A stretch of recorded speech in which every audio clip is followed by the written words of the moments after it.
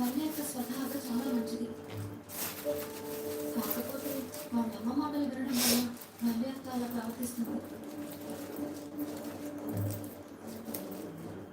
మరి తెలిసి కూడా వల్లి అక్క మీద మీరు ఇంకా ఇలా కోపంతో ఉండడం ఏమైనా కరెక్టా చెప్పండి. మనిషికి పశువు ఉంటే ఒకే ఒక్కటేనా విచక్షణ. వాళ్ళమ్మ బాధలో దూకమంటే దూకేస్తున్నారు. ఏది మంచి ఏది చెడు, ఏది తప్పు ఏది ఒప్పు, ఏది పాపం ఏది మోసం అనే విచక్షణ తనకుండదా? బాబా, తప్పు ఒప్పు జరిగిపోయింది. తెలిసి తెలియని నాయకత్వంతో వల్లి అక్క వాళ్ళ అమ్మ మాటలు వినింది. కానీ తన తప్పు తను తెలుసుకుంది. చాలా పశ్చాత్తాపడుతుంది.